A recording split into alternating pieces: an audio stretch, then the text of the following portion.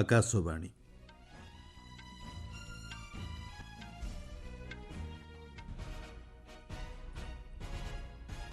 ସମ୍ବାଦ ପଢ଼ୁଛନ୍ତି ସତ୍ୟବ୍ରତ ବେହୁରା। 2024 ଜାତୀୟ ପଞ୍ଚାୟତ ପୁରସ୍କାର ପ୍ରଦାନ କଲେ ରାଷ୍ଟ୍ରପତି। ଓଡ଼ିଶା ଓ ତ୍ରିପୁରାକୁ ମିଳିଲା ସର୍ବାଧିକ 7ଟି ଲେଖାଏଁ ପୁରସ୍କାର। ଯୁବପିଢ଼ି ମଧ୍ୟରେ ଥିବା ଆଗ୍ରହ ଓ ଇଚ୍ଛାକୁ ବାସ୍ତବତାରେ ପରିଣତ କରିବା ଲାଗି ସରକାର ସହାୟତା କରୁଛନ୍ତି, କହିଲେ ପ୍ରଧାନମନ୍ତ୍ରୀ। ନୂଆଦିଲ୍ଲୀର ଇଣ୍ଡିଆ ଗେଟ୍ଠାରେ ଆଜିଠାରୁ ଆରମ୍ଭ ହେବ 22ତମ ଦିବ୍ୟ କଳା ମେଳା।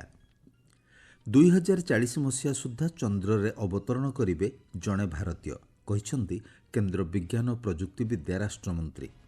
ଏବଂ ମହିଳା ଜୁନିୟର ଏସିଆ କପ୍ ହକିରେ ଆଜି ଭାରତ ଥାଇଲାଣ୍ଡ ମଧ୍ୟରେ ମୁକାବିଲା।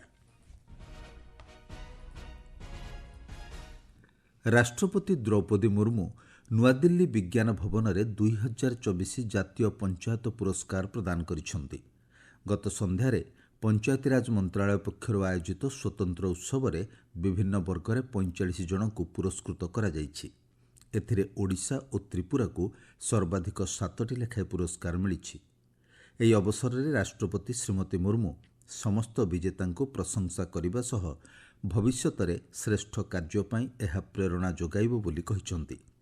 ରାଷ୍ଟ୍ରପତି କହିଛନ୍ତି, ଦେଶର 64% ନାଗରିକ ଗ୍ରାମୀଣ ଭାରତରେ ବସବାସ କରୁଥିବାରୁ ଭାରତକୁ ବିକଶିତ ରାଷ୍ଟ୍ରରେ ପରିଣତ କରିବା ପାଇଁ ଗାଁ ଓ ଗ୍ରାମବାସୀଙ୍କ ବିକାଶ ଗୁରୁତ୍ୱପୂର୍ଣ୍ଣ। ପ୍ରତିବନ୍ଧକକୁ ଦୂର କରି ଯୁବପିଢ଼ି ମଧ୍ୟରେ ଥିବା ଆଗ୍ରହ ଓ ଇଚ୍ଛାକୁ ବାସ୍ତବତାରେ ପରିଣତ କରିବା ଲାଗି ସରକାର ସହାୟତା କରୁଛନ୍ତି ବୋଲି ପ୍ରଧାନମନ୍ତ୍ରୀ ନରେନ୍ଦ୍ର ମୋଦି କହିଛନ୍ତି। ଗତକାଲି 2024 ସ୍ମାର୍ଟ ଇଣ୍ଡିଆ ହାକାଥନ୍ ଗ୍ରାଣ୍ଡ ଫିନାଲେରେ ଶ୍ରୀ ମୋଦି ଯୁବ ପ୍ରତିଭାମାନଙ୍କ ସହ ଭାବ ବିନିମୟ କରିଥିଲେ। ସେ କହିଥିଲେ, ଦେଶ ସମ୍ମୁଖୀନ ହେଉଥିବା ଆହ୍ୱାନର ମୁକାବିଲା ପାଇଁ ଉପାୟ ଖୋଜିବା ଦିଗରେ ଯୁବପିଢ଼ି ସକ୍ରିୟ ହୋଇଛନ୍ତି। ଆଗାମୀ ଦିନରେ ବିଶ୍ୱ ଜ୍ଞାନ ଏବଂ ନୂତନ ଉଦ୍ଭାବନ ସହ ପରିଚାଳିତ ହେବାକୁ ଯାଉଥିବାରୁ ଭାରତର ଯୁବପିଢ଼ି ଏହାକୁ ପୂରଣ କରିପାରିବ ବୋଲି ବିଶ୍ୱ ସ୍ୱୀକାର କରିଛି। ଏହି ଅବସରରେ ପ୍ରଧାନମନ୍ତ୍ରୀ ସମସ୍ତ ଆହ୍ୱାନଗୁଡ଼ିକର ମୁକାବିଲା ନିମନ୍ତେ ଯୁବପିଢ଼ିଙ୍କୁ ଅଧିକ କ୍ରିୟାଶୀଳ ହେବାକୁ ପରାମର୍ଶ ଦେଇଛନ୍ତି। ସେ କହିଛନ୍ତି, ହାକାଥନ୍ କେବଳ ଏକ ଆନୁଷ୍ଠାନିକ କାର୍ଯ୍ୟକ୍ରମ ନୁହେଁ, ବରଂ ଏକ ଜନହିତକର ଶାସନ ମଡେଲର ଅଂଶବିଶେଷ।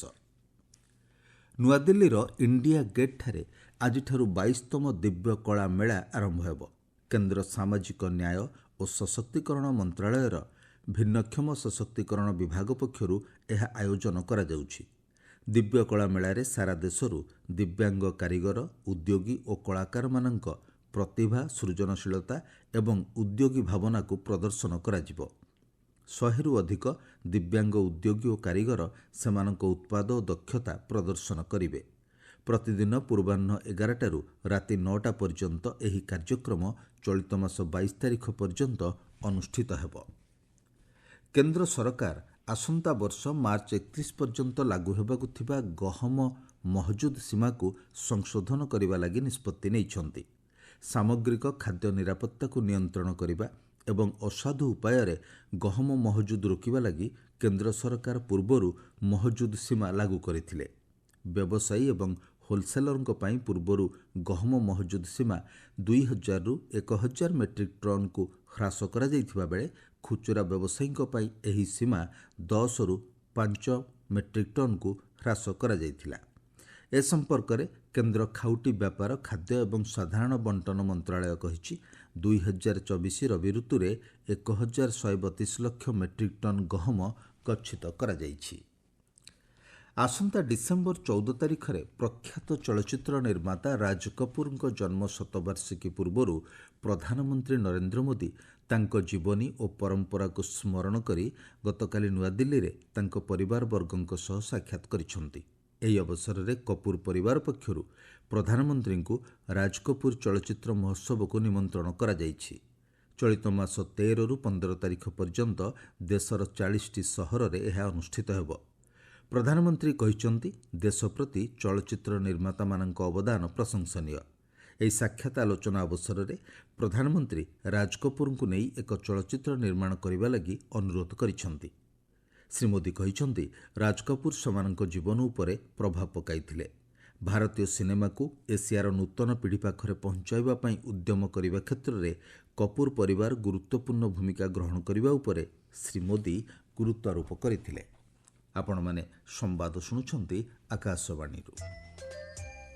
2035 ମସିହା ସୁଦ୍ଧା ଭାରତ ମହାକାଶରେ ଭାରତ ଅନ୍ତରୀକ୍ଷ କେନ୍ଦ୍ର ସ୍ଥାପନ କରିବ ଏବଂ 2040 ମସିହା ସୁଦ୍ଧା ଜଣେ ଭାରତୀୟ ଚନ୍ଦ୍ରରେ ଅବତରଣ କରିବେ ବୋଲି କେନ୍ଦ୍ର ବିଜ୍ଞାନ ଓ ପ୍ରଯୁକ୍ତି ବିଦ୍ୟା ରାଷ୍ଟ୍ରମନ୍ତ୍ରୀ ଡକ୍ଟର ଜିତେନ୍ଦ୍ର ସିଂ କହିଛନ୍ତି। ନୂଆଦିଲ୍ଲୀରେ ସମସ୍ତ ବିଜ୍ଞାନ ମନ୍ତ୍ରଣାଳୟର ସଫଳତା ଶୀର୍ଷକ ଏକ ସାମ୍ବାଦିକ ସମ୍ମିଳନୀରେ ଡକ୍ଟର ସିଂ କହିଛନ୍ତି, ମହାକାଶ କ୍ଷେତ୍ରରେ ଗ୍ରହଣ କରାଯାଉଥିବା ସଂସ୍କାରମୂଳକ ପଦକ୍ଷେପ ଏହାକୁ ଗତି ପ୍ରଦାନ କରିଛି। ସେ କହିଛନ୍ତି, ଏପର୍ଯ୍ୟନ୍ତ ଭାରତରୁ 432ଟି ବିଦେଶୀ ଉପଗ୍ରହ ଉତ୍କ୍ଷେପଣ କରାଯାଇଛି। ଗତ 10 ବର୍ଷରେ ପ୍ରାୟ 90% ଉତ୍କ୍ଷେପଣ ହୋଇଥିବା ସେ କହିଛନ୍ତି। ବାୟୋଟେକ୍ନୋଲୋଜି, ଜୈବ ଅର୍ଥନୀତି, ଜିଓସ୍ପାଟିଆଲ କାର୍ଯ୍ୟକ୍ରମ, ପ୍ରତିରକ୍ଷା ଏବଂ କୃଷି କ୍ଷେତ୍ରରେ ଭାରତ ବିଜ୍ଞାନର ପ୍ରୟୋଗ କରି ଅଗ୍ରଗତି କରୁଛି ବୋଲି ସେ କହିଛନ୍ତି। କେନ୍ଦ୍ର ଅର୍ଥମନ୍ତ୍ରୀ ନିର୍ମଳା ସୀତାରମଣ କହିଛନ୍ତି, ପ୍ରଧାନମନ୍ତ୍ରୀ ନରେନ୍ଦ୍ର ମୋଦିଙ୍କ ନେତୃତ୍ୱରେ ଭାରତର ବ୍ୟାଙ୍କିଂ କ୍ଷେତ୍ର, ବିଶେଷ କରି ରାଷ୍ଟ୍ରାୟତ୍ତ ବ୍ୟାଙ୍କଗୁଡ଼ିକରେ ଉଲ୍ଲେଖନୀୟ ଅଗ୍ରଗତି ଘଟିଛି। ସେ କଂଗ୍ରେସ ନେତା ରାହୁଲ ଗାନ୍ଧୀଙ୍କୁ ସମାଲୋଚନା କରି କହିଛନ୍ତି, ରାଷ୍ଟ୍ରାୟତ୍ତ ବ୍ୟାଙ୍କଗୁଡ଼ିକୁ ଜାଲିଆତିକାରୀଙ୍କ ପାଇଁ ଅସୀମିତ ପାଣ୍ଠିର ଉତ୍ସ ଭାବେ ବ୍ୟବହାର କରାଯାଉଛି। ଅର୍ଥମନ୍ତ୍ରୀ କହିଛନ୍ତି, ମୋଦି ସରକାରଙ୍କ ମୂଳ ନୀତି ହେଉଛି ନାଗରିକ କେନ୍ଦ୍ରିତ ଶାସନ। ସେ କହିଛନ୍ତି, ୟୁପିଏ ଶାସନ କାଳରେ ରାଷ୍ଟ୍ରାୟତ୍ତ ବ୍ୟାଙ୍କଗୁଡ଼ିକୁ ସେମାନଙ୍କ ପାଇଁ ଏଟିଏମ୍ ଭଳି ବ୍ୟବହାର କରାଯାଉଥିଲା। ଏକ ସାମାଜିକ ଗଣମାଧ୍ୟମ ପୋଷ୍ଟରେ ଶ୍ରୀମତୀ ସୀତାରମଣ ଏହି ବିଷୟରେ କହିଛନ୍ତି, ୟୁପିଏ ଶାସନ କାଳରେ କର୍ପୋରେଟ୍ ଋଣ ଓ ଅଯଥା ଋଣ ଯୋଗୁଁ ରାଷ୍ଟ୍ରାୟତ୍ତ ବ୍ୟାଙ୍କଗୁଡ଼ିକ କ୍ଷତିଗ୍ରସ୍ତ ହୋଇଥିଲା। ସେ କହିଛନ୍ତି, 54 କୋଟି ଜନଧନ ବ୍ୟାଙ୍କ ଖାତା ଖୋଲାଯାଇଥିବା ବେଳେ 52 କୋଟିରୁ ଅଧିକ ବନ୍ଧକମୁକ୍ତ ଋଣ ପ୍ରଦାନ କରାଯାଇଛି। ପିଏମ୍ ମୁଦ୍ରା ଯୋଜନାରେ 68% ମହିଳା ହିତାଧିକାରୀ ଥିବାବେଳେ ପିଏମ୍ ସ୍ୱନିଧି ଯୋଜନାରେ 44% ମହିଳା ହିତାଧିକାରୀ ଅଛନ୍ତି। ଗତକାଲି ବିଳମ୍ବିତ ରାତିରେ ଫେସବୁକ୍, ଇନଷ୍ଟାଗ୍ରାମ ଏବଂ ହ୍ୱାଟ୍ସଆପ୍ ଭଳି ସାମାଜିକ ଗଣମାଧ୍ୟମଗୁଡ଼ିକ ସଠିକ୍ ଭାବେ କାର୍ଯ୍ୟ କରୁନଥିଲା ବୋଲି ମେଟା ପକ୍ଷରୁ କୁହାଯାଇଛି। ଏଭଳି କାହିଁକି ଘଟିଲା ସେ ବିଷୟରେ ମେଟା ପକ୍ଷରୁ କୌଣସି ସୂଚନା ଦିଆଯାଇନଥିଲେ ମଧ୍ୟ ପରେ ଏହି ସାମାଜିକ ଗଣମାଧ୍ୟମଗୁଡ଼ିକ ସ୍ୱାଭାବିକ ଭାବେ କାର୍ଯ୍ୟ କରିବା ଆରମ୍ଭ କରିଛି। ମେଟା ପକ୍ଷରୁ କୁହାଯାଇଛି, କୌଣସି ଏକ ବୈଷୟିକ ସମସ୍ୟା ଯୋଗୁଁ ଅନେକ ଉପଭୋକ୍ତା ଏଗୁଡ଼ିକ ବ୍ୟବହାର କରିବାରେ ସମସ୍ୟାର ସମ୍ମୁଖୀନ ହୋଇଛନ୍ତି। ଯେତେ ଶୀଘ୍ର ସମ୍ଭବ ସମସ୍ତଙ୍କ ପାଇଁ ଏହା ସ୍ୱାଭାବିକ ହେବ ବୋଲି କମ୍ପାନୀ ପକ୍ଷରୁ କୁହାଯାଇଛି। ଏଭଳି ତ୍ରୁଟି ପାଇଁ କମ୍ପାନୀ କ୍ଷମା ପ୍ରାର୍ଥନା କରିଛି। ଆଫଗାନିସ୍ତାନର କାର୍ଯ୍ୟକାରୀ ଶରଣାର୍ଥୀ ବିଭାଗ ମନ୍ତ୍ରୀ ଖଲିଲ ରେହମାନ ହକ୍କାନି ଗତକାଲି କାବୁଲସ୍ଥିତ ମନ୍ତ୍ରଣାଳୟ ମଧ୍ୟରେ ଥିବା ତାଙ୍କ କାର୍ଯ୍ୟାଳୟରେ ଆତ୍ମଘାତୀ ବିସ୍ଫୋରଣରେ ପ୍ରାଣ ହରାଇଛନ୍ତି। ସେ ବିଭିନ୍ନ ଦସ୍ତାବିଜରେ ଦସ୍ତଖତ କରୁଥିବା ବେଳେ ଅତିଥି ବେଶରେ ଆସିଥିବା ଜଣେ ବ୍ୟକ୍ତି ଆତ୍ମଘାତୀ ବୋମା ବିସ୍ଫୋରଣ କରିଥିଲା। ସେଠାକାର ଆଭ୍ୟନ୍ତରୀଣ ମନ୍ତ୍ରଣାଳୟ ଏହାକୁ ଆଇଏସ୍ଆଇଏସ୍ ଆତଙ୍କବାଦୀଙ୍କ ଆକ୍ରମଣ ବୋଲି ଦର୍ଶାଇଛି। ତାଲିବାନ ପକ୍ଷରୁ ଆଇଏସ୍ଆଇଏସ୍ ଆତଙ୍କବାଦୀଙ୍କ ଆକ୍ରମଣକୁ ଖୱାରିଜ୍ ବୋଲି କୁହାଯାଏ। ଏହି ଆତ୍ମଘାତୀ ବୋମା ବିସ୍ଫୋରଣ ପାଇଁ କୌଣସି ସଂଗଠନ ନିଜକୁ ଦାୟୀ କରିନାହାନ୍ତି।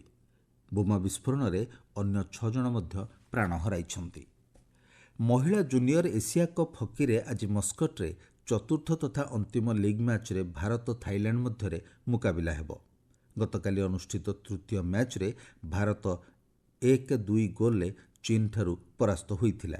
ଏହି ବିଜୟ ସହ 9 ପଏଣ୍ଟ ହାସଲ କରି ପୁଲ୍ ଏରେ ଚୀନ ଶୀର୍ଷରେ ରହିଛି। ଭାରତ ମାଲେସିଆ ସହ 6 ପଏଣ୍ଟ ପାଇ ଦ୍ୱିତୀୟ ସ୍ଥାନରେ ରହିଛି। ଆସନ୍ତା ଶନିବାର ଦିନ ସେମିଫାଇନାଲ ଏବଂ ରବିବାର ଦିନ ଫାଇନାଲ ମ୍ୟାଚ୍ ଖେଳାଯିବ। ଜାପାନରେ ଗତବର୍ଷ ଅନୁଷ୍ଠିତ ମହିଳା ଜୁନିୟର ଏସିଆ କପ୍ରେ ଭାରତ 2-1 ଗୋଲ୍ରେ ଦକ୍ଷିଣ କୋରିଆକୁ ପରାସ୍ତ କରି ଟାଇଟଲ ହାସଲ କରିଥିଲା। ମୁଖ୍ୟ ସମ୍ବାଦ ପୁଣିଥରେ। 2024 ଜାତୀୟ ପଞ୍ଚାୟତ ପୁରସ୍କାର ପ୍ରଦାନ କଲେ ରାଷ୍ଟ୍ରପତି। ଓଡ଼ିଶା ଓ ତ୍ରିପୁରାକୁ ମିଳିଲା ସର୍ବାଧିକ 7ଟି ଲେଖାଏଁ ପୁରସ୍କାର। ଯୁବପିଢ଼ି ମଧ୍ୟରେ ଥିବା ଆଗ୍ରହ ଓ ଇଚ୍ଛାକୁ ବାସ୍ତବତାରେ ପରିଣତ କରିବା ଲାଗି ସରକାର ସହାୟତା କରୁଛନ୍ତି, କହିଲେ ପ୍ରଧାନମନ୍ତ୍ରୀ।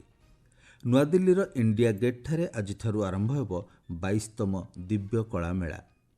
2040 ମସିହା ସୁଦ୍ଧା ଚନ୍ଦ୍ରରେ ଅବତରଣ କରିବେ ଜଣେ ଭାରତୀୟ, କହିଛନ୍ତି କେନ୍ଦ୍ର ବିଜ୍ଞାନ ଓ ପ୍ରଯୁକ୍ତି ବିଦ୍ୟା ରାଷ୍ଟ୍ରମନ୍ତ୍ରୀ। ଏବଂ ମହିଳା ଜୁନିୟର ଏସିଆ କପ୍ ହକିରେ ଆଜି ଭାରତ ଥାଇଲ୍ୟାଣ୍ଡ ମଧ୍ୟରେ ମୁକାବିଲା। ସମ୍ବାଦ ଶେଷ ହେଲା। ଅଧିକ ସମ୍ବାଦ ପାଇଁ ଆପଣମାନେ newsonair.gov.in ୱେବସାଇଟ୍ ଏବଂ ନ୍ୟୁଜ୍ ଅନ୍ ଏଆଇଆର୍ ଆପ୍ରେ ଲଗ୍ଇନ୍ କରିପାରିବେ।